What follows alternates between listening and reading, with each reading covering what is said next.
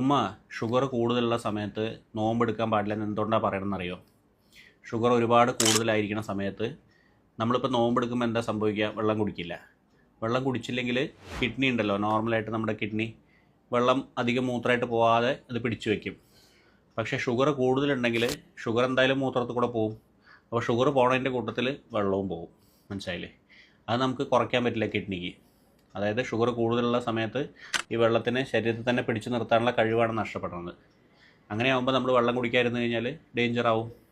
നമ്മുടെ ശരീരത്തിലുള്ള വെള്ളം മുഴുവൻ നഷ്ടപ്പെട്ടിട്ട് സീരിയസ് ആവാനുള്ള സാധ്യതയുണ്ട്. ചിലപ്പോൾ അപസ്മാരം വരാനുള്ള സാധ്യതയുണ്ട്. നിങ്ങൾക്ക് അന്ന് അങ്ങനെ ഉണ്ടായില്ലോ. അപ്പോൾ അതുകൊണ്ടാണ് നോമ്പെടുക്കാൻ പാടില്ല പറയേണ്ടത്. സ്വന്തം റിസ്കിൽ തന്നെ നോമ്പെടുക്കേണ്ടി വരും. ഞാനായിട്ട് നിങ്ങൾക്ക് നോമ്പെടുക്കാൻ അനുവാദം തരാൻ പറ്റില്ല.